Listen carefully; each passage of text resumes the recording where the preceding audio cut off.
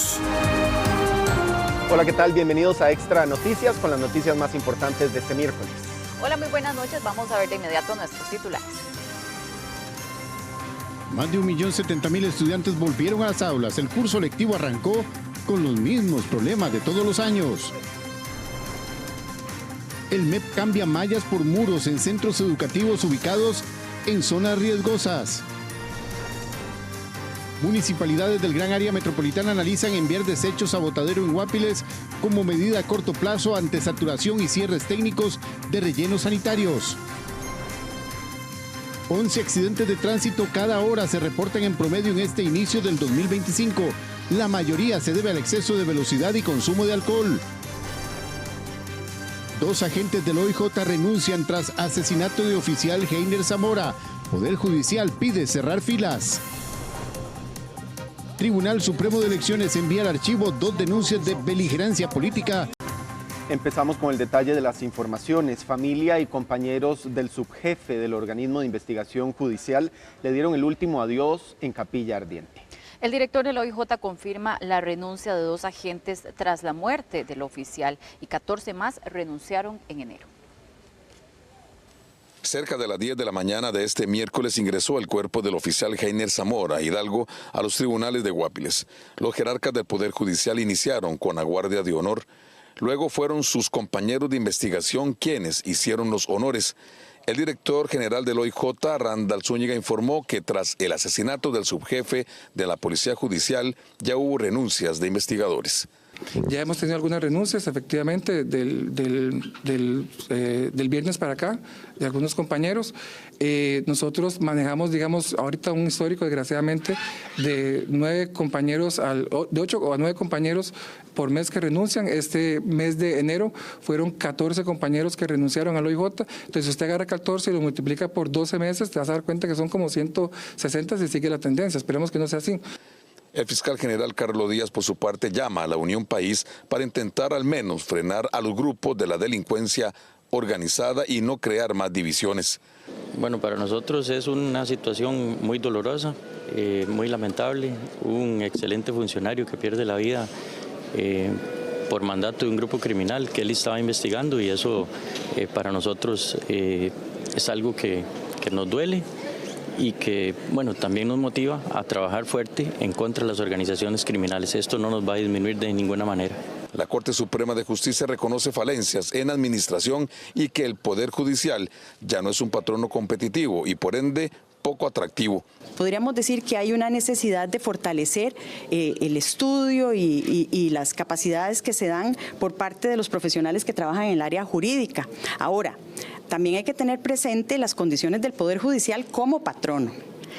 Hubo un momento histórico donde trabajar en el Poder Judicial era muy atractivo y esto también supone captar personas de un altísimo nivel profesional.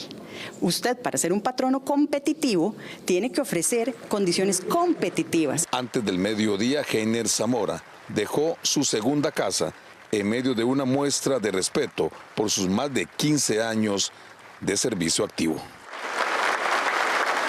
Y tanto los jerarcas de la Corte Plena como del organismo de investigación judicial coinciden que el asesinato del subjefe marca un antes y un después. Llaman a unir esfuerzos con otros poderes de la República y a buscar soluciones conjuntas contra el crimen organizado. La muerte a traición del oficial Zamora por orden de un grupo de delincuentes en el Caribe norte del país ya se veía venir. Eso lo tiene claro el Poder Judicial en pleno. El viernes 31 de enero pasará a la historia como el día en que se establece un antes y un después en la política criminal del país, o al menos eso debería significar. La vicepresidenta de la Corte Suprema de Justicia lo tiene claro. En tratar de acercarnos a las comunidades, porque son las comunidades las que están sufriendo este flagelo y es necesario que todos en equipo, que todo el Poder Judicial, todo el Costa Rica se solidarice. Ese no es un tema solo del Poder Judicial, es un tema del Poder Ejecutivo, del Poder Legislativo, del Gobierno costarricense, del Estado también y de la ciudadanía para que nos apoye con toda esta lucha que estamos dando desde el Poder Judicial para poder lograrlo. Las falencias existen al interno de este poder de la República, la falta de más funcionarios también, pero lo que más preocupa es la ausencia de un diálogo entre poderes de la República para, por lo menos, mantener a raya a los delincuentes organizados. Don Carlos decía que es momento de unirse, ¿no? Usted estuvo en el Poder Ejecutivo, está en el Poder Judicial desde hace muchos años. Bueno, ese llamado también, no sé si usted se suma, porque estamos ya en época electoral y demás, y yo creo que es hora de que haya un antes y un después, hay que tomarlo en cuenta. Bueno, este es un tema importante, ¿verdad? Yo pienso que tenemos que ciertamente unirnos, dejarnos de confrontaciones, de discursos que lo que hacen es dividir y realmente unirnos, porque si no, literalmente el país, y perdónenme la palabra coloquial, se va a ir al carajo. Entonces realmente necesitamos unirnos, apoyarnos. Yo creo que los que estamos en la base, los que somos policías, lo tenemos muy claro. Sabemos que los políticos son de paso, los que están se irán y vendrán otros, como ha sucedido y como sucederá en el futuro, pero los que estamos en esto seguiremos aquí muchos años como ya estamos. El OIJ por fin tendrá su presupuesto para poco más de 200 plazas, pero pasará no menos de 2 a 3 años hasta que estos nuevos agentes cumplan con su formación básica para trabajar en la calle. El ministro de Hacienda denunció que el Poder Judicial no ejecutó 20.000 millones de colones del presupuesto del año anterior. Nogui Acosta afirma que la responsabilidad de la seguridad de las personas que trabajan en el Poder Judicial es de la Corte Plena. El Poder Judicial no utilizó 20.000 millones de colones del presupuesto del año anterior, según el ministro de Hacienda, Nogui Acosta. La información la dio a conocer durante la conferencia de prensa de este miércoles en Casa Presidencial. El gobierno no hace el presupuesto del Poder Judicial. Es la Corte Plena en una sesión la que define cuánto se le da al OIJ, cuánto se le da a la Fiscalía, cuánto se le da a los diferentes departamentos del Poder Judicial. ¿Y sabe cuánto le sobraron en el 2024? 20.000 millones de colones. ¿Cómo? ¿No los gastaron? No los gastaron. Entonces, aquí es muy fácil venir a decir que van a tomar recursos del presupuesto para poder resolver el tema de justicia cuando ellos ni siquiera han hecho el ejercicio de priorizar. ¿Sabe cuál es el principal problema?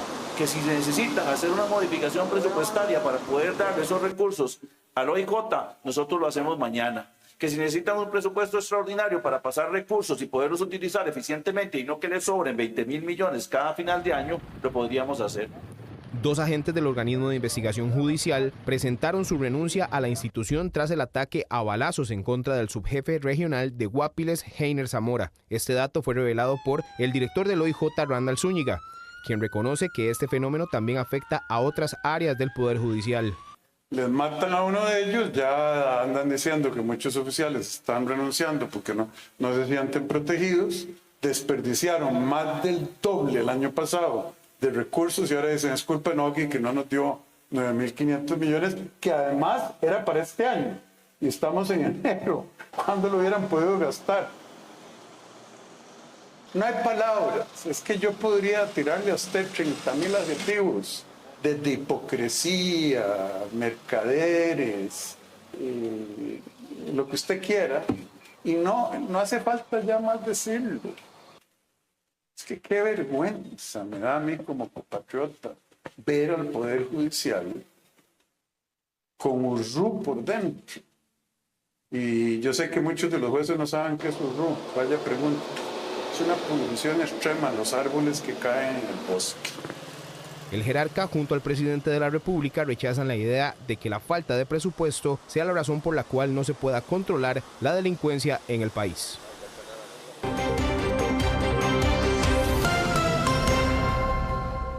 Y según un informe de la Contraloría General de la República, el Ministerio de Seguridad Pública habría reducido la cantidad de delegaciones policiales que tendría previsto construir. La decisión se habría tomado sin evaluar además el impacto que tendrían las comunidades afectadas. Alberto Cuadra nos informa.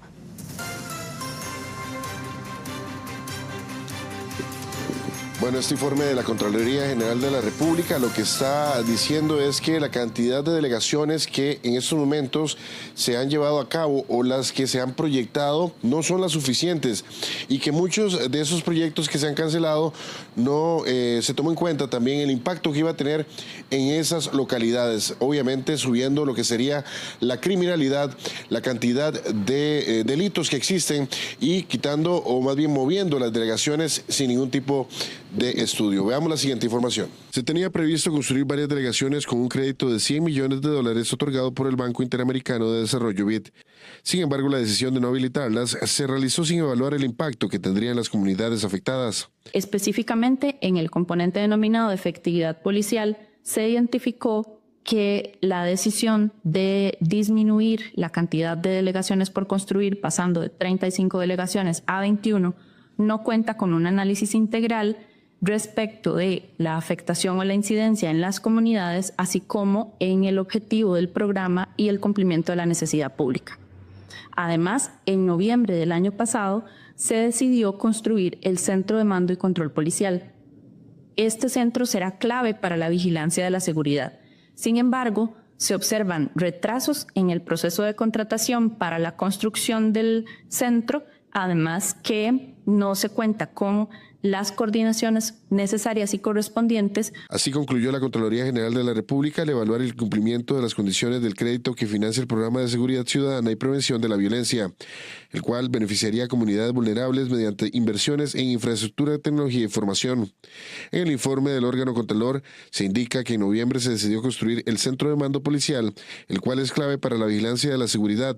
Sin embargo, se observan retrasos en el proceso de contratación para ese edificio, que debería estar listo en enero del 2026 según el cronograma. Importante señalar que el Ministerio de Seguridad Pública fue claro y categórico ante la Contraloría General de la República, solventando todas las dudas en relación al informe presentado. Nos llama poderosamente la atención que ninguna de las informaciones que dio el Ministerio de Seguridad Pública fue contemplado en este informe que finalmente hace público la Contraloría General de la República. Lamentablemente nos vemos en la obligación de desmentir todos sus contenidos, primero porque se dice que hay una reducción en el número de delegaciones de policía y que no hay ningún estudio técnico que lo avale. Por el contrario, son los estudios técnicos los que relocalizaron las delegaciones de policía que serán construidas con el BID. El dinero proviene de un crédito de $100 millones otorgado por el Banco Interamericano de Desarrollo. La decisión de disminuir de 35 a 21 la cantidad de delegaciones a construir no contó con un análisis integral sobre la afectación e incidencia en las comunidades. Bueno, como vimos, el Ministerio de Seguridad Pública desmiente este informe, afirma que ellos han realizado una serie de estudios para poder maximizar la cantidad de esa cantidad de policías y también ese contenido humano que tienen, porque es limitado y en estos momentos no tienen el suficiente personal, la suficiente cantidad de policías para poder abarcar la cantidad de delegaciones que necesita el país y que también estaban proyectadas para el año 2025. Desde San José, este ha sido un informe de Alberto Cuadra para Extra Noticias. Gracias, Alberto, por este reporte. En otras noticias, las autoridades detuvieron a 2 funcionarios de la Universidad de Costa Rica por presuntas irregularidades en la construcción del laboratorio ciclotrón. 2 funcionarios de la Universidad de Costa Rica fueron detenidos tras ser sospechosos de presuntas irregularidades en la construcción del laboratorio del ciclotrón, mismo que se utiliza para fabricar un tipo de medicamento llamado radiofármaco, con el que es posible diagnosticar y tratar cánceres. Los detenidos son un hombre de apellidos Cúter Murillo y una mujer apellidada Soto Retana, quienes son investigados específicamente por el delito de falsedad en la recepción de bienes y servicios contratados. Para su detención, la Fiscalía realizó 7 allanamientos, 4 en oficinas de la UCR, sede Rodrigo Facio, así como la constructora Navarro y Áviles. Ese proceso de demanda se realizó el año pasado. La administración anterior, en el proceso del receso institucional, presentó una denuncia penal por préstamos que facilitó el Banco Mundial por infraestructura acá en la universidad. Y entonces el día de hoy se da esta intervención en la que estamos al servicio de toda la comunidad, no solamente para con transparencia aportar los datos que sean necesarios, sino colaborando con el Ministerio Público para que esto tome el mejor rumbo que le conviene a la ciudadanía. La demanda se presentó a finales del año pasado y en este informe final el rector, que inició hace escaso un mes, no ha recibido, digamos, en ese informe los detalles que deben de contar obviamente en el caso de una demanda. De acuerdo con la investigación, la empresa constructora Navarro y Áviles fue la encargada del diseño y la edificación. Sin embargo, creen que los imputados omitieron la inspección de la obra y dieron por recibida a satisfacción. Después, aparentemente la UCR realizó un plan remedial por acciones correctivas para solventar problemas en la infraestructura y operación del laboratorio, ocasionando costos adicionales millonarios. Los detenidos quedaron a las órdenes del Ministerio Público. Y en el Bajo de los Ledesma detuvieron a un sicario sospechoso de aparentemente asesinar a un DJ y a una joven dentro de un bar en septiembre del año pasado en barrio Luján. El OIJ realizó un amplio operativo.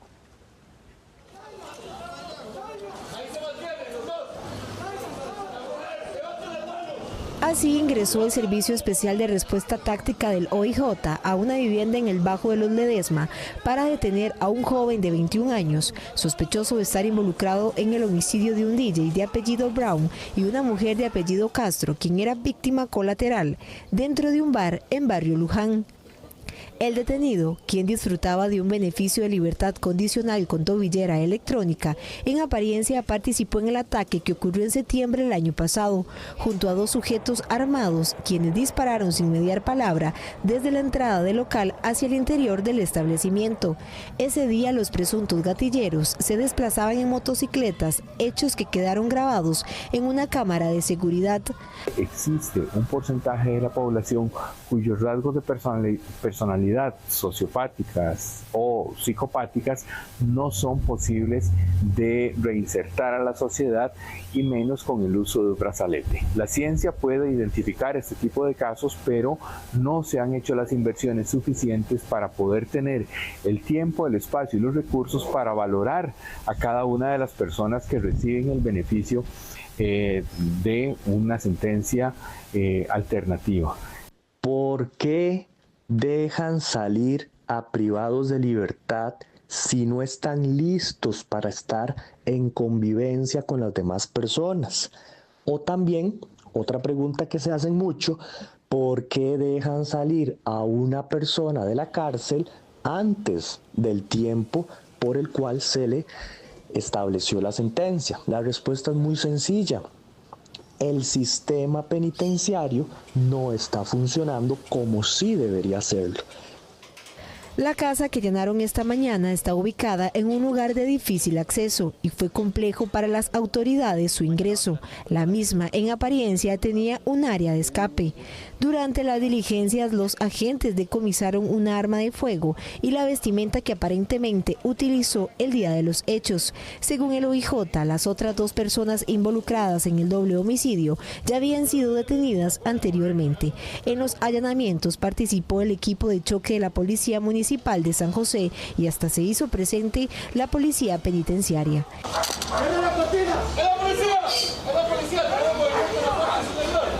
El detenido quedó a las órdenes del Ministerio Público. Y la Fiscalía Especializada en Delincuencia Organizada solicitará medidas cautelares en contra de 2 sospechosos de vender fentanilo en San José Centro. Y uno de los sospechosos de almacenar unas 30.000 pastillas de esta droga es extranjero y tiene amplios antecedentes.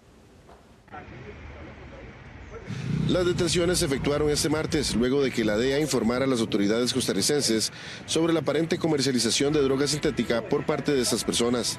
La DEA y la Fiscalía de Narcotráfico y Crimen Organizado realizaron el allanamiento en pleno centro de la capital, dentro de un local comercial.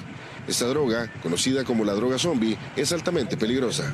Tiene un efecto de placer ligero en el momento de usarla y es un efecto muy potente, pero los efectos secundarios a corto y a largo plazo son muy peligrosos.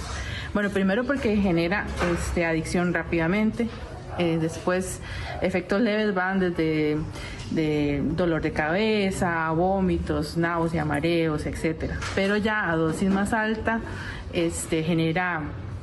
inclusive puede generar hasta coma. Los agentes antidrogas lograron el decomiso dentro del inmueble de más de 30.000 pastillas de fentanilo, con un peso de 19.686 gramos. Además, lograron detener a 2 personas vinculadas al hecho. Ahora la Fiscalía solicitará prisión preventiva en contra de los sospechosos. A raíz de una información que recibe la PCD de parte de la DEA en Estados Unidos, donde nos informan que hay un punto de venta en este sector de droga de tipo fentanilo. A partir de eso, entonces, la Policía de Control de Drogas inicia una investigación, logra determinar cuál es el punto de venta, se hacen las coordinaciones con el Ministerio Público, con la Fiscalía, y finalmente en esta tarde se logra la allanamiento. Uno de apellido Núñez Martes, dominicano naturalizado costarricense con antecedentes penales por homicidio calificado, robo agravado, mantenía un beneficio carcelario por tráfico de drogas. Y el Sindicato de Investigadores y Criminólogos impulsa una actualización y transformación total del Código Penal. A raíz justamente de los asesinatos de agentes y de la inseguridad, planean endurecer las penas, aumentar los castigos al doble y que los jueces no puedan liberar sospechosos en la mayoría de los casos. La liberación de los sospechosos de asesinar al subjefe del OIJ de Guápiles es uno de los últimos hechos que obligó a los miembros del sindicato de criminalistas a solicitar un cambio en el Código Penal. Sepan que ayer ya se dio el primer cambio, después de 30 años se va a revisar y se va a hacer una reparación integral del Código Penal para que lo que sucedió hoy en la tarde, de que 3 de las personas vinculadas fueran puestas en libertad, amparado al artículo 295, que lo que hace es que no se puedan dilucidar detalles profundos de eso, pero también nos preocupa el artículo 240, que es el que permite que también se salgan porque tienen arraigo o tienen trabajo. La modificación del Código Penal requiere de la aprobación del Congreso de los Diputados en una mayoría absoluta. Eso se debe a que la reforma del Código Penal es una reforma de ley orgánica, que es una materia reservada en la Constitución para asuntos de especial importancia. En Costa Rica, la ley número 4573 del 4 de mayo de 1970 se mantiene aún vigente. Los cambios buscarían duplicar las penas, expulsar extranjeros delincuentes y hacer más costoso la liberación de sospechosos. Se requiere no solamente crear leyes, se requiere darles el presupuesto adecuado y el contenido para poder aplicarlas. El problema que tenemos es que se han creado leyes, se han dado una serie de situaciones tendentes a reducir la criminalidad, pero no se han generado los presupuestos y las condiciones requeridas para que se dé una adecuada ejecución. En los últimos años se han modificado 23 artículos debido al incremento en la delincuencia. Sin embargo, la inseguridad continúa sin freno. Penas más fuertes, aportación de armas ilegales, contratar menores para que cometan delitos fueron algunas de estas modificaciones. Preste atención porque por al menos 2 meses los carriles centrales del túnel en Circunvalación Norte estarán cerrados 7 horas al día. Los conductores consideran que las presas tendrán un considerable incremento. Desde este sábado y hasta el jueves 10 de abril, Circunvalación Norte tendrá cierres para que la Compañía Nacional de Fuerza y Luz instale elementos de iluminación en un tramo. Se trata de la zona del túnel donde se cerrará de 9 de la mañana a 4 de la tarde. Además, a las 9 en punto y a las 4 se cerrará por completo por 10 minutos para el traslado de maquinaria. El tema ya genera incomodidad. Sobre todo los traileros son los que más sufren, porque es una vía de mucho acceso, todo el día y noche, pero sobre todo en el día. Más bien deberían de hacer esos trabajos en la noche, no en el día, ¿verdad? Porque todo lo hacen al revés. Es que estamos en Costa Rica, aquí todo se vale. Esta circunvalación para ir al hospital médico, el embudo que se hace para entrar al hospital médico. Bueno, yo no sé si será porque dicen que están haciendo el tramo de la Pozuelo. Yo creo que es algo que sí nos sirve a la ciudadanía, ¿verdad? De Tibás, y yo creo que estaría bien. Incluso los usuarios se manifestaron en redes sociales del Ministerio de Obras Públicas y Transportes. No entiendo por qué no hacen los trabajos de noche. Todo está complicado con la entrada a clases y ustedes lo complican más. ¿Qué nivel de inutilidad? Si realmente no quisieran afectar el tráfico, lo trabajarían de 9 de la noche a 4 de la mañana.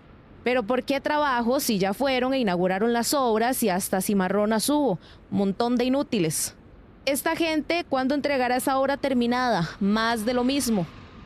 Las autoridades solicitan manejar con precaución y atender el señalamiento vial que orientará sobre los cierres. Y la cantidad de accidentes de tránsito en carretera se duplicó en la última década en Costa Rica. Según los datos más recientes, en el país ocurre un accidente vial cada 14 minutos. Cada 14 minutos se da un accidente y más de 36.500 cada año. Una guerra campal que no tiene freno y que este año ya contabiliza 60 fallecidos. Uno de los últimos hechos se dio en San Carlos, cuando una joven que conducía una motocicleta falleció luego de una ráfaga de viento que la desestabilizó y la hizo caer. La mujer colisionó contra el muro divisorio de la vía y luego contra una señal de tránsito. Estamos acá en Ruta 35. Lo que llamamos nosotros la Punta Norte, que viene de Ciudad Quesada a Florencia, es la carretera nueva. Lamentablemente tenemos la pérdida de una vida humana, una muchacha de 23 años de edad en una motocicleta. Perdió el control de la motocicleta por muchas ráfagas de viento y la velocidad y colisionó contra este muro. Las motocicletas siguen siendo las más vulnerables en carretera. El 71% de los lesionados en accidentes viales estuvieron involucrados en incidentes con motocicleta. El aumento en los accidentes impacta al sistema de salud. Según la Caja Costarricense del Seguro Social, se realizan en promedio 20 cirugías diarias por lesiones relacionadas con estos accidentes. Un hombre fue vapuleado por presuntamente intentar robar en un supermercado. El hecho ocurrió en Limón la tarde de este miércoles cuando varios dependientes persiguieron al sospechoso. Una vez que lo lograron detener, lo golpearon en repetidas ocasiones. Según los vecinos, se trata de una persona en condición de calle con incontables pasadas ante la Fiscalía. La Cruz Roja lo atendió ya que presentaba golpes por todo su cuerpo.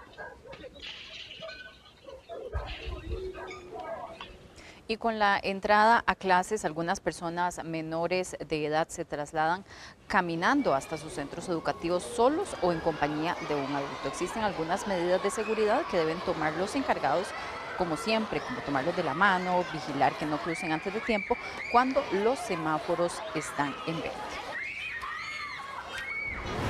Y también con los niños que se trasladan caminando, muy importante que los padres los enseñen a cruzar siempre cuando haya alguna persona que les pueda colaborar, o igual forma en las esquinas, ¿verdad? Muy importante, se mantienen visibles. De igual forma, colocarle este tipo de reflectivos en bultos y demás a las horas en las tardes para que ellos se vean visibles a la hora que caminen en las aceras, igual cuando crucen las carreteras.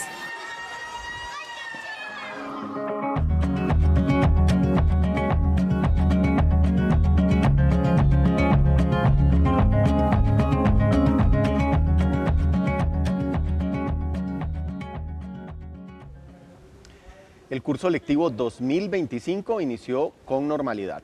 Así es, y mucha atención porque más de 3.000 conductores fueron sancionados por superar los límites de velocidad cerca de centros educativos. Este 5 de febrero, miles de estudiantes de escuelas, colegios y kinder en todo el país regresaron a clases, marcando el inicio del curso lectivo 2025. Nosotros nos preparamos siempre con mucha alegría e ilusión. Para todo docente, a pesar del trabajo que podemos tener de muchas otras cosas o actividades que se desarrollen durante el año, siempre nos preparamos con mucha ilusión, con mucha alegría. Hemos preparado material también, actividades lúdicas para todos los niños y bueno, siempre les deseamos a ellos también que sea el mayor éxito que vayan a tener durante su curso lectivo, no solo para ellos, sino para los docentes, directores y padres de familia, que somos realmente un cuerpo que necesita articular correctamente para que tengamos todos el mayor éxito posible. Sin embargo, no todos los centros educativos pudieron abrir con normalidad, ya que algunos enfrentan órdenes sanitarias que afectan sus instalaciones, lo que ha generado ajustes en la organización escolar. Nosotros, los centros educativos que por condiciones de infraestructura no logran albergar a los estudiantes, nosotros corremos para garantizarles que puedan tener la educación en otro lugar seguro y apto para los procesos de aprendizaje, llámese una iglesia, un salón comunal o un lugar alquilado. Y es por eso que yo hablo de que el 100% de los centros educativos iniciaron clases con normalidad, porque evidentemente hay un porcentaje mínimo, pero lo hay, de estudiantes que están albergados en lugares que no son centros educativos, pero que cuentan con las condiciones para la mediación pedagógica. El regreso a clases también implica un llamado a la seguridad vial, ya que las autoridades han reforzado la vigilancia en las cercanías de los centros educativos. Solo en las primeras horas de este día se registraron 3.489 sanciones a conductores por exceder el límite de velocidad en zonas escolares. Realmente han habido esfuerzos extraordinarios entre las direcciones regionales, la Dirección de Gestión y Desarrollo Regional, el Viceministerio Administrativo para subsanar faltante de nombramientos. En la dirección regional se han abordado algunos directores que por pensión de último momento, pero en realidad ha sido un inicio muy exitoso, afrontando y conformando equipos con todas las direcciones para que esto sea minimizado. Todas las escuelas operando y colegios. Todas las escuelas y colegios operando con éxito. Para apoyar a las familias en esta nueva etapa, el Ministerio de Educación Pública puso a disposición la guía del curso lectivo 2025 en su página web, con información clave sobre el calendario escolar, protocolos y recomendaciones para un mejor desarrollo del año educativo. Y una recomendación de los expertos es que la educación debe ir de la mano con la era tecnológica. Así es, el Ministerio de Educación Pública seguirá implementando el programa de desarrollo en esta materia, pero muy importante, los padres y madres de familia deben supervisar y también perder el temor al uso de los recursos tecnológicos. Costa Rica continúa fortaleciendo el acceso a la tecnología en educación con la implementación del Programa Nacional de Formación Tecnológica, el cual se desarrolla en 2 dimensiones. La primera está enfocada en la enseñanza de informática educativa, con 1.621 docentes en 1.975 centros educativos, beneficiando a 708.376 estudiantes. Y la dimensión 2 la van a implementar docentes de diferentes asignaturas, como español, matemáticas, ciencias, estudios sociales y otras asignaturas, en 2.477 centros educativos. Sin embargo, el éxito de este programa no solo depende del acceso a los equipos, sino también de la actitud de la comunidad educativa frente a la tecnología. Si queremos darle a nuestros hijos e hijas las herramientas necesarias para desenvolverse de la mejor forma en el siglo XXI, es necesario reconocer que las tecnologías y el aprendizaje por medio de ellas no es opcional, sino necesario. Y en este sentido ocupamos 2 cosas. Primero, sistemas educativos e instituciones que promuevan el uso de tecnologías por medio de lecciones de informática educativa, pero sobre todo implementando aprendizajes en todas las materias con estas herramientas. Y un segundo pilar es el uso de tecnología acompañado por las familias. El reto ahora es fomentar una cultura de innovación en la enseñanza, donde la tecnología sea vista como un aliado y no como un obstáculo. Bueno, pero siempre sobre este tema, el arranque del curso lectivo en el sector de San José y específicamente en la conocida Escuela Metálica estuvo marcado por una protesta. La situación no pasó a más, aunque el clamor general es que se instaure el horario regular ya para esta institución. Día 1 del inicio de clases y este fue el panorama fuera de la Escuela Metálica en San José. Varias madres y padres de familia protestaron afuera en el centro educativo contra la Junta de Educación del Jardín de Niños Materna Montessoriana, que según indicó la parte protestante, van a realizar un comedor, quitando una pared de un edificio que es patrimonio nacional. Porque dijo que quería hacer un comedor ahí, que los niños tenían derecho. La señora llegó y botó una pared, siendo patrimonio, llegó y botó una pared de las 2 aulas porque dijo que es que ella ya tenía permisos para hacer un comedor ahí, jamás. La denuncia que hicieron tuvo su repercusión de inmediato por parte de la Junta de Educación. Y el aula que está en cuestión de esos padres de familia está avalada por un permiso del patrimonio. Entonces no fue que se hizo antojadizamente. Nosotros tenemos documentación que podemos presentarla para que la vean. Mientras en el caso de la Buenaventura Corrales, las madres y padres de familia indicaron que su molestia corresponde a que no se instaura un horario regular. Que la escuela no tiene horario regular. Vamos a hablar con ellos nos dan una palmadita, nos dicen que sí, que ellos están de acuerdo con el horario regular, pero don Daniel da información falsa, diciendo que no hay capacidad locativa. La directora regional de San José, Hilda González, señaló que volverán a hacer estudios para buscar una solución del tema. De traer personeros del ministerio a hacer un auditoraje, hacer nuevamente medición de aulas y una vez establecido esto con matrícula real del 2025 se tomarán medidas. La protesta, que se mantuvo hasta las 9 de la mañana, fue de manera pacífica. Bueno, y ante la inseguridad, el Ministerio de Educación Pública cambiará mallas por muros en los centros educativos de las zonas más riesgosas. El año pasado, 6 centros educativos resultaron afectados por balaceras. La ola de inseguridad que enfrenta Costa Rica provocará más cambios al paisaje de varias comunidades, dejando de lado las escuelas y colegios rodeadas por mallas para dar paso a muros de protección. Así lo confirmó la Dirección de Infraestructura Educativa del Ministerio de Educación Pública, que apunta a que si bien se han tomado medidas, en algunos lugares se requerirá intervenciones más profundas. No, había un cambio muy drástico. Yo voy para 72 años, pero nunca se había visto esto. En aquel tiempo, por ejemplo, cuando usted estaba en la escuela o colegio, que la gente podía salir, entrar, ¿cómo era? Salía y nadie saltaba, nada. Bueno, siempre había un carajillos malos, ¿verdad? Como siempre, los muchachillos malos. Pero no. ¿No con ese temor? No, exactamente, uno salía sin miedo a la calle y la gente anda tranquila. Pero aquí sí es... ¿Sí apoyaría esa digamos, que se proteja un poco más en las escuelas? Sí, sería muy bueno, para seguridad de los niños. Usualmente se ha trabajado con mallas de ciclón, pero se realizará un cambio en el perímetro en las zonas más riesgosas por muros altos de mampostería.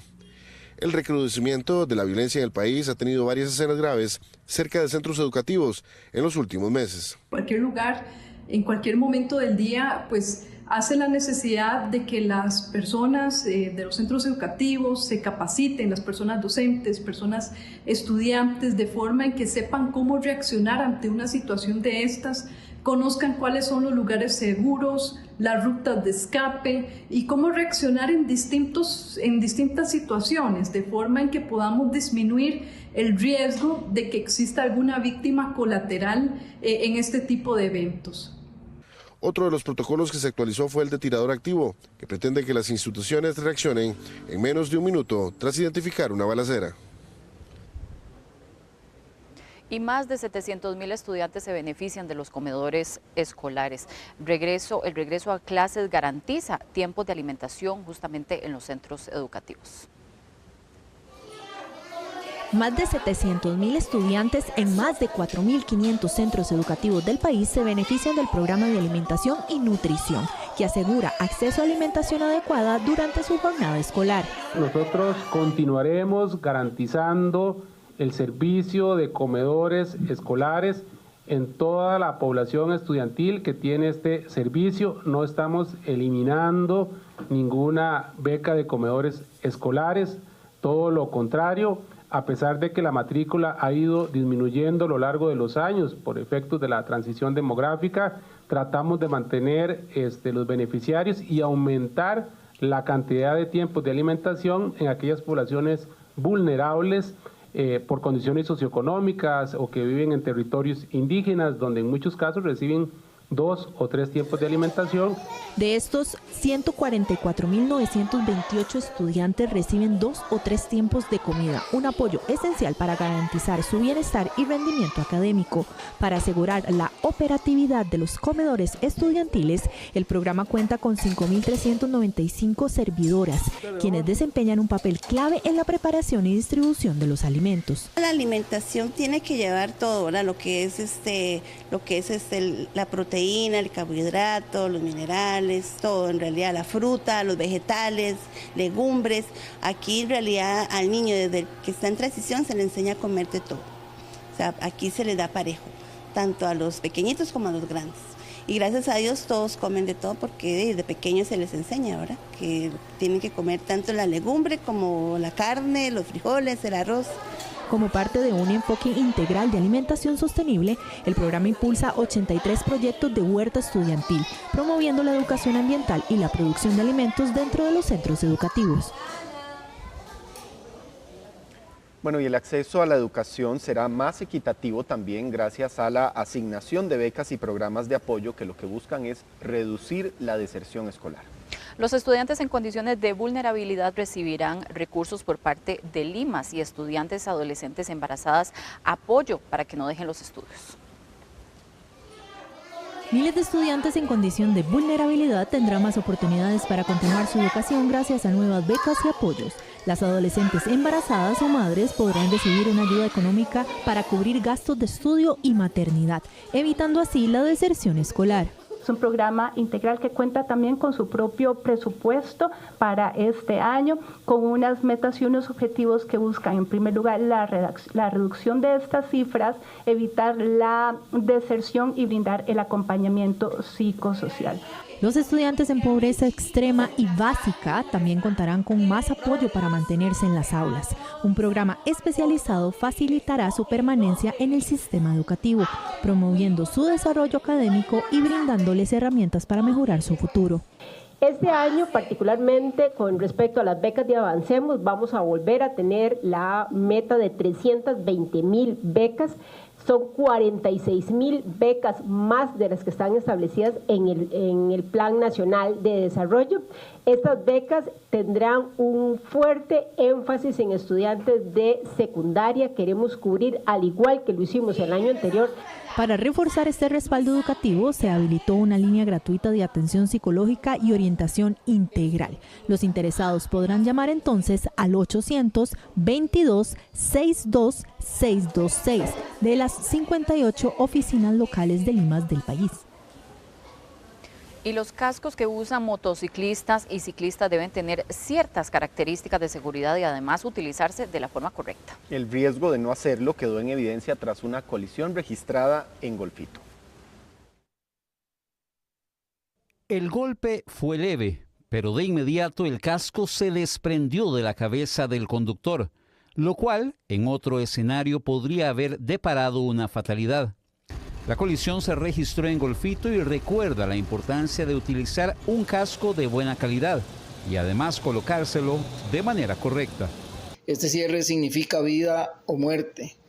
Si lo abrocho bien, posiblemente esta sujeción del casco acá me va a ayudar en el impacto que sufre la motocicleta contra el vehículo, o sea, contra otra moto, contra un poste, contra cualquier cosa que impactemos. El casco va a estar bien sujeto a nuestra cabeza.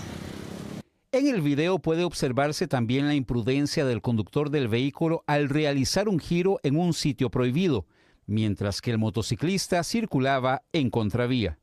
Un vehículo realizando una pésima maniobra, un viraje en U en doble línea amarilla, en donde viene la motocicleta que no le da tiempo de detenerse, invade el carril contrario y colisiona con el vehículo que estaba realizando una imprudencia. Sin embargo, el motociclista, como vemos, lleva la peor parte, ya que su cuerpo es el que colisiona contra el vehículo. Los expertos recuerdan que ponerse el casco a media cabeza tampoco es sinónimo de seguridad. Nuestro país registró la mayor cantidad de muertes por motocicletas el año anterior. 271 motociclistas fallecieron en carretera. Y un conflicto ocurrió en una casa de empeños ubicada en el centro de Limón por un supuesto acoso a una persona menor de edad. Incluso hubo amenazas de golpes y múltiples ofensas. Este video, publicado en redes sociales y de casi 4 minutos de duración, expone la acusación de un supuesto acoso por parte de un colaborador de una casa de empeños en Limón Centro hacia una menor de edad. ¿Cómo más bonitos qué? ¿Cómo es? Salga, papi, salga, porque mi doña conoce a su mujer también y ya le escribió, salga. Está bien, salga.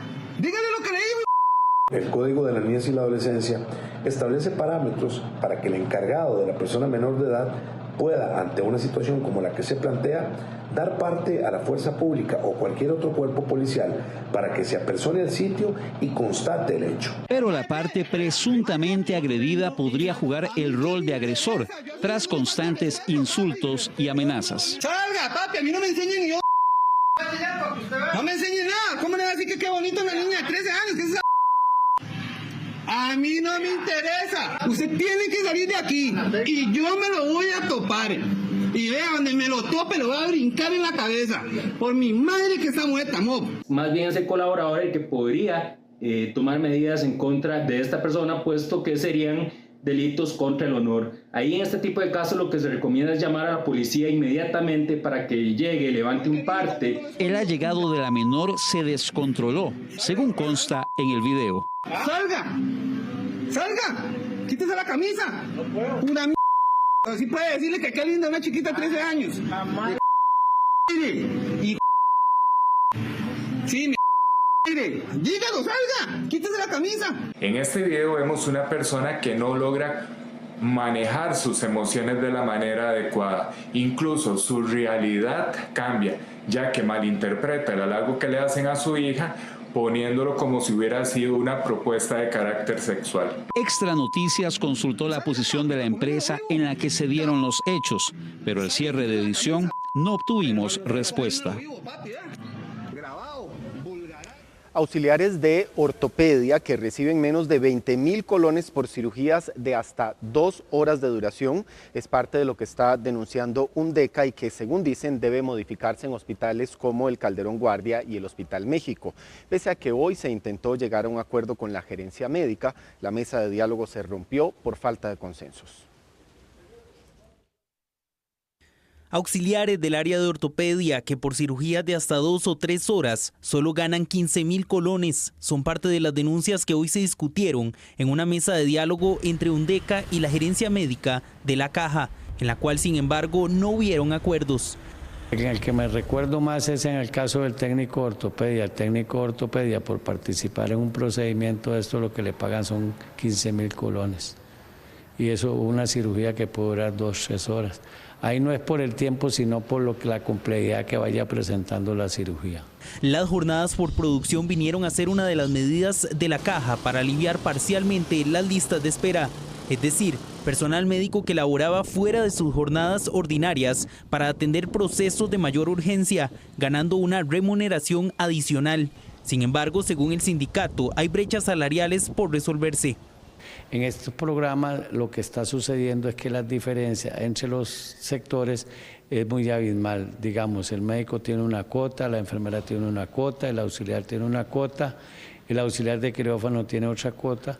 Entonces lo que nosotros pensamos es cerrar un poco las brechas para que se puedan seguir haciendo estas jornadas de producción. Los mismos funcionarios del área de ortopedia del Hospital Calderón Guardia, que es la que más casos atiende dentro de las jornadas por producción, aseguran que solo este miércoles 19 personas no asistieron al hospital debido a incapacidades relacionadas a sobrecarga de trabajo y la poca remuneración que reciben en algunos casos por participar de estos procedimientos. Hace 5 años que no hay aumento de salario, entonces por encima de eso la gente está obligada a hacer el tiempo extraordinario para compensar el salario, quedando el salario muy por debajo de las condiciones que realmente deberían de tener y no tenemos. Entonces existe mucho burnout, mucha ausencia, incapacidad y todas esas cosas. Entonces eso va generando una sobrecarga en el trabajador y no puede brindar el servicio a como tiene que ser. Se intentó conocer también la posición de la gerencia médica de la Caja, sin embargo la consulta no fue contestada. Según el sindicato, tras una serie de oficios enviados por las autoridades del Hospital Calderón Guardia, se espera en plazo de 15 días retomar negociaciones de un posible ajuste en los porcentajes que el personal médico recibe de pago por participar en estas jornadas extraordinarias, de manera que no se pongan en riesgo las citas de usuarios que esperan ser más prontamente atendidos en casos quirúrgicos. El presidente de la República sigue sin nombrar al nuevo ministro de la Presidencia. El mandatario asegura que es una decisión difícil sustituir a Laura Fernández y, según dijo, un desperdicio negociar con el Congreso. El presidente de la República considera un desperdicio nombrar un ministro de la Presidencia para negociar con la Asamblea Legislativa. Según él, cuenta con muy buenas figuras, pero no es fácil sustituir a Laura Fernández como negociadora. Primero que todo, a Laura Fernández Delgado va a ser imposible reponerla. Ella fue una ministra de la Presidencia excepcional, maravillosa, y bueno, el hueco que deja es inllenable desde mi punto de vista. De la Asamblea, la verdad es que esa gente a lo único que se dedica es a armar bochinches de cantina, como doña Catherine Brown y doña Dinora Barquero, o a decir sin sentidos, a decir si no le dan la plata, la OIJ no votamos nada por que el gobierno mande. Que hay que negociar con gente así. Yo tengo que pensarlo muy bien. El mandatario criticó la actitud con la que se toman las decisiones en el Congreso, haciendo alusión a la discusión en la que la diputada Dinora Barquero se enfrentó a las oficialistas Ada Acuña y Pilar Cisneros. Pero tenemos una Asamblea Legislativa que tenía que ver 19 leyes ayer y antier, y que Dinora Barquero le gritaba a otra diputada: venga, cálleme. Yo vi el video.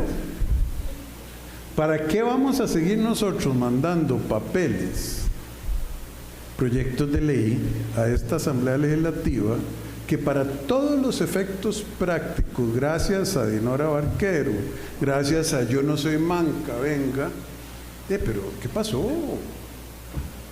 ¿Qué pasó? 19 proyectos de ley que tenían que ver en un día en la agenda, y Rodrigo Arias está ausente y le dio al muchacho el post, ¿cómo es que se llama? Carlos Felipe. Ahí diciendo: pobre muchachos, señores diputados, señoras diputadas. Rodrigo Chávez sigue analizando las opciones que tiene a la mano para encontrar el perfil que reemplace las funciones de la hoy exministra Laura Fernández. Y más de 1.100 adultos mayores se beneficiarán con el plan piloto Se Cuidan, que consiste en la estandarización de servicios de 10 centros diurnos. Entre ellos está el que tiene a cargo la Municipalidad de Limón. Se Cuidan es el plan piloto donde 10 centros diurnos para adultos mayores contarán con red de apoyo donde tendrán 5 tiempos de comida, un horario de lunes a sábado de 6 de la mañana a 6 de la tarde.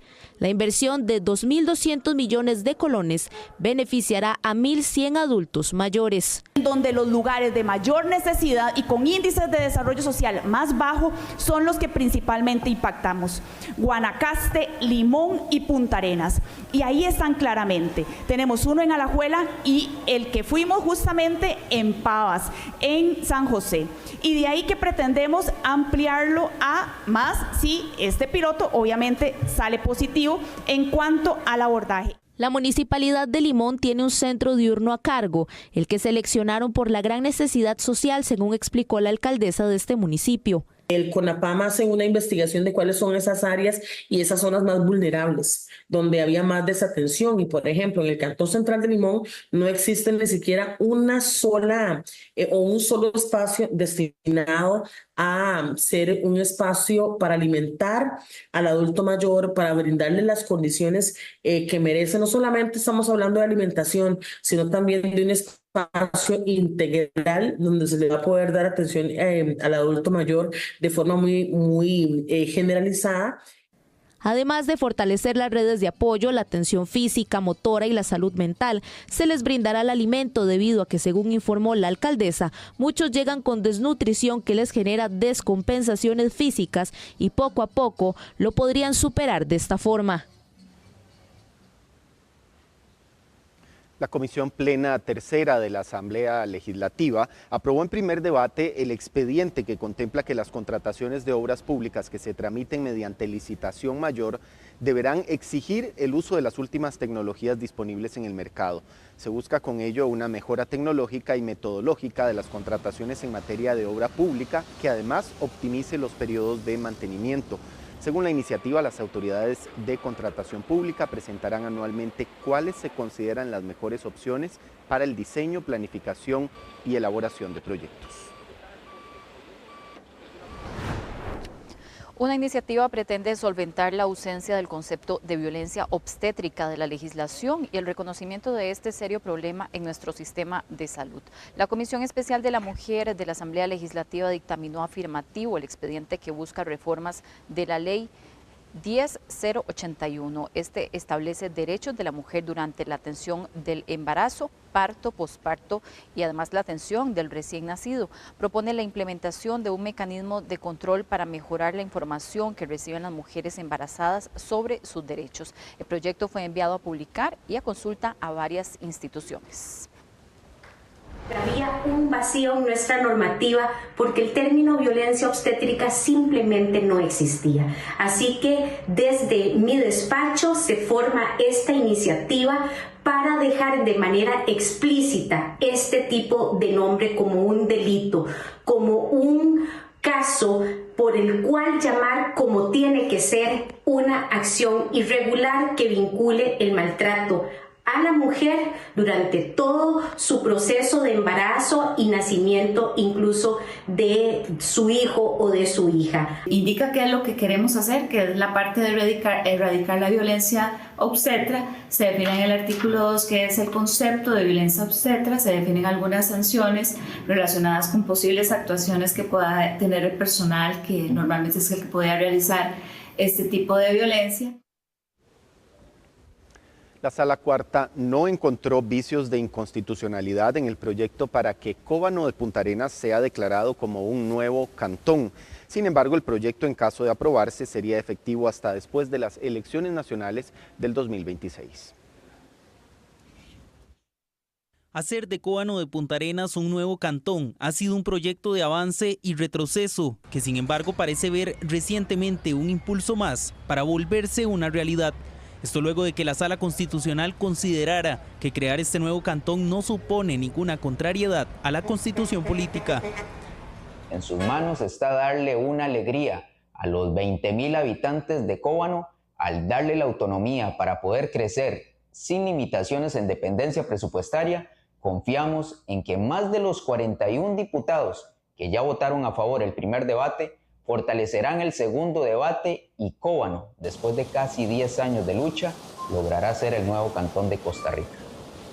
El Ministerio de Planificación Nacional y Política Económica había advertido anteriormente que no era conveniente para el país fragmentar tanto su territorio. Sin embargo, de las 8 intenciones de varios distritos del país de convertirse en cantones, Cóbano es la que parece estar más cerca de materializarse, decisión que ahora depende de los diputados. Es importante aclarar que según el artículo 10, este proyecto puede ser aprobado dentro del plazo de los 14 meses antes de las próximas elecciones nacionales, siempre y cuando entre a regir después de las mismas. Es por eso que el deseo de la fracción de diputados de Nueva República es que en estas sesiones ordinarias lo aprobemos y de esta manera saldemos esa deuda histórica que tenemos con el pueblo de Cóbano. Cóbano actualmente es una intendencia debido a la lejanía con la cabecera del cantón de Punta Arenas. Esto sumado al presupuesto que actualmente tiene este territorio, aseguran los municipios, hace de Cóbano un territorio apto para ser autosuficiente y ostentar el cargo de cantón.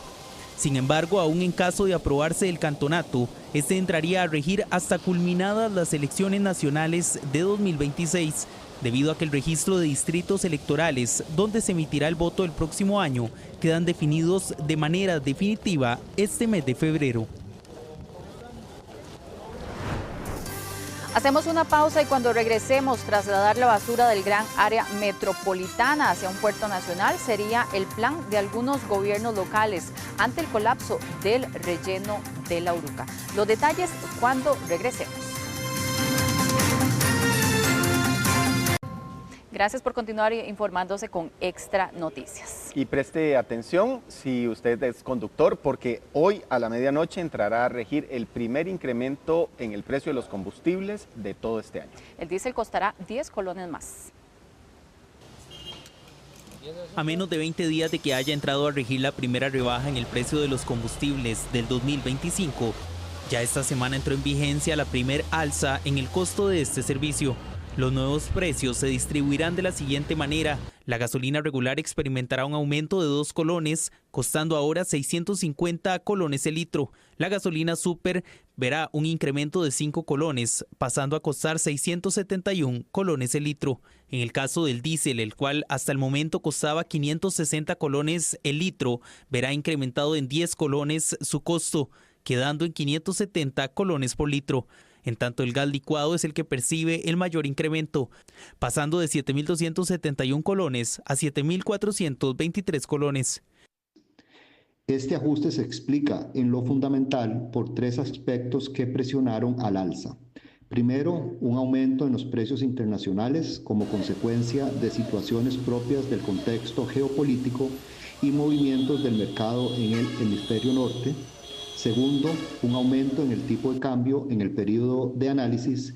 Y tercero, la actualización del impuesto único a los combustibles. El incremento más notorio se vio en el precio del gas licuado, donde el aumento supone más de 100 colones por litro, en tanto el diésel, que semanas atrás había bajado en menos de 5 colones, en esta ocasión subirá su precio en 10 colones más por cada litro de este combustible. Y desde el 5 hasta el 14 de febrero, la Municipalidad de San José realizará la recolección de basura no tradicional. Atillo, San Sebastián, San Francisco y Hospital serán algunas de las comunidades que recorrerá el camión de la basura. Durante una semana, la Municipalidad de San José realizará la recolección de basura no tradicional en Atillo, San Sebastián, San Francisco y Hospital. Algunos de estos artículos quedan en las vías públicas generando problemas de salud y no son muy agradables a la vista, debido a que habitantes de calle se apoderan de ellos durante las noches para trasladarlos de un lugar a otro. Bueno, usualmente siempre hemos pagado, digamos, si hay que echar la basura en algo, un carrito o algo, porque sí se paga para que se la lleve. Pero usualmente aquí tenemos el problema de la basura y hay de todo, y vienen ratas, cucarachas, de todo, y tiran vidrios y todo, y eso se ve horrible. Algunas personas de comunidades josefinas se mantienen a la expectativa de que esto pueda mejorar. Es un problema de salud, claro que sí, porque traer lo que son ratas, cuando vemos que se están metiendo las ratas por aquí hay que andar espantando. Intentamos conocer la posición de la Municipalidad de San José en cuanto a cómo debe deshacerse cada persona de la basura de una mejor forma y así también en cómo ayudar para que la indigencia no se apodere de estos artículos y los deje sobre la vía pública. Sin embargo, al cierre de edición, la consulta aún estaba en trámite. Municipalidades del Gran Área Metropolitana están analizando enviar los desechos al botadero en Guápiles como una medida a corto plazo ante la saturación y los cierres técnicos de los rellenos sanitarios. Así es que justamente el relleno de La Uruca está colapsado y el del Guaso en Acerrí va por el mismo camino también. Diego Arce nos amplía esta información. El tema de los rellenos sanitarios sigue generando de qué hablar en el país y es que esta situación el Ministerio de Salud la ha venido abordando hace bastante tiempo, situación que la ministra Mari Munivi indica que es un tema que le compete a la Unión Nacional de Gobiernos Locales, así como distintos gobiernos que en estos municipios deben de tomar las opciones para así brindar las soluciones. Ahorita precisamente lo que te compete al Gran Área Metropolitana, el relleno sanitario del Guaso está próximo a que su vida útil colapse y precisamente el relleno sanitario en la Carpio ya se presenta en esta situación. ¿Qué se está presentando en torno a todo lo que tiene que ver con los rellenos sanitarios del Gran Área Metropolitana? Lo ven ustedes en la siguiente información. El país enfrenta una crisis en el manejo de sus desechos sólidos. La falta de conciencia en la implementación del reciclaje, así como el final de la vida útil de algunos rellenos sanitarios, hace que los municipios y las empresas busquen soluciones a corto plazo. Esto precisamente para el Gran Área Metropolitana. El relleno sanitario de la Carpio habría cumplido su vida útil, por lo cual poco a poco municipios estarían enviando sus desechos al del Guaso en Acerrí, lo que hace que este también vea su vida útil recortada, pasando a 2 años o menos. Eso tendría una solución a corto plazo entre los gobiernos locales y la empresa que les brinda el servicio, el cual consiste en enviar los desechos a los rellenos sanitarios de Limón y Guápiles. Yo diría que lo más importante es que se espera que el relleno de Acerrí siga funcionando con las toneladas de residuos que recibe el día de hoy, que cuando el relleno de la Carpio pues se va a sustituir con rellenos en Guápiles y en Limón. Esto pues vendría a mantener, digamos, el servicio para todas las municipalidades que tienen contratos vigentes. Y queremos empezar a buscar soluciones de corto, mediano y largo plazo para poder mostrarle a la ciudadanía que sí, las municipalidades estamos haciendo en el día a día para buscar una solución. Sin embargo, la empresa considera que pese a que esto sería momentáneo, no sería lo mejor. Necesitamos una solución a largo plazo, como lo sería la apertura de nuevos espacios para la disposición de los residuos y una educación en tema de residuos desde el hogar. No queremos tener que trasladar los residuos a Limón porque esa no sería una solución. El Ministerio de Salud ha repetido en varias ocasiones que el tema de los rellenos sanitarios debe contar con nuevas soluciones. Los gobiernos locales enfrentan un gran reto y una difícil situación. Y aunque el relleno de La Uruca está en proceso de cierre técnico, esto obliga a generar un cambio en la logística de distribución de los residuos, en donde ya se ha visto que muchos se van a trasladar al relleno de Acerrí. Esto hace que el relleno de Acerrí tenga una capacidad limitada y que cada vez acorte muchísimo más su vida útil. Y sumado a esto sale el tema de cómo se comportaría la Ruta 32, la que más sufre de cierres por problemas en su infraestructura vial. Bueno, la Ruta 32 es una ruta que presenta situaciones especiales durante todo el año, o sea, en época lluviosa y en época seca. En algunos momentos por caída de material, en otros momentos por caída de árboles sobre la ruta como tal. El tema de los accidentes, ¿verdad? Es un tema que también tiene que valorarse muchísimo porque un accidente en esa ruta significa que se retrasa cualquier tipo de circulación. Y durante el año 24, bueno, tuvimos bastantes afectaciones, alrededor de entre 20 y 25 obstrucciones importantes durante todo el año, las cuales, bueno, en algunos casos representó horas, en otros representó días. Eso significa también que la circulación se vio interrumpida. Eso tendría otro aspecto a considerar y sería el incremento de los costos de traslados. Pues van a tener que generar estas movilizaciones a otras zonas y a otras comunidades, generando no solamente disminución de los rellenos sanitarios a nivel periférico, sino también, adivinen qué, señores, porque eso les va a tocar el bolsillo a la población, aumentando los costos de acarreo y traslado. Ahora corresponde conocer si la medida del traslado de residuos entra a regir y cuándo. Mientras tanto, los gobiernos locales abocan a que las personas implementen la cultura del reciclaje.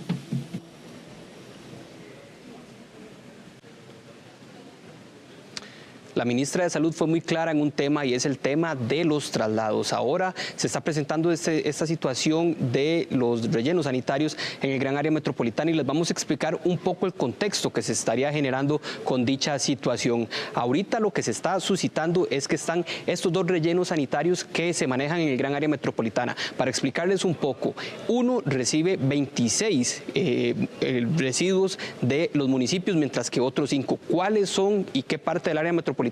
Tenemos que ser muy claros que San José, Cartago y Heredia son los que envían estos desechos sólidos a estos rellenos sanitarios. Sin embargo, Alajuela maneja estos desechos en otros rellenos sanitarios. ¿Cuáles son estos que están próximos a que pierdan su vida útil? El de la Carpio, que recibe de 5 cantones, y el del Guaso, que recibe de 26. Vamos a enfocarnos hoy en lo que tiene que ver con la Carpio, el cual ya su vida útil está colapsado. ¿Cuáles son los municipios que envían dichos residuos a este relleno sanitario? Serían los cantones de San José, Escazú, Tibás, San Rafael y Santana. Y ahora tendrían que hacer esos traslados a lo que corresponde a Guapiles o a Limón. Actualmente, en el caso del cantón de San José, realiza una distancia de 12 kilómetros. Si lo envía al Caribe, estaría concentrándose entre 87 y 158 kilómetros. Por su parte, en el caso de Escazú, realiza también el mismo trayecto de traslado, pero si lo envía, en este caso, a Limón, tendría que hacerlo ahora a 170 kilómetros, mientras que en el caso de Guapiles serían 93. Tibás, que es otro de estos municipios, realiza traslados de 10 kilómetros, mientras que ahora tendría que realizarlo entre 84 y 161 kilómetros. Y por su parte, Santana, al igual que San Rafael de Heredia, realizan traslados de 19 kilómetros, con una particularidad. En el caso de Santana, son un poco más extensos los traslados, ya que son de 99 a 177 kilómetros, mientras que San Rafael de Heredia son de 82 a 159. Toda esta es la información que se tendría que empezar a considerar, porque lo que dicen en este caso la empresa EVI es que abocan a que las personas puedan incentivar más lo que es la cultura del reciclaje. Sin embargo, sabemos que la situación es muy compleja porque es un tema de educación y esta situación se ha venido afectando bastante. Entonces, ahora también corresponde darle el seguimiento a qué indica en este caso las municipalidades de Limón y las municipalidades de Pocosí, si van a sentirse un poco amigables con que les estén enviando dichos desechos a lo que es esta zona del Caribe, Y también un punto muy importante que señalaba don Juan Carlos Calderón,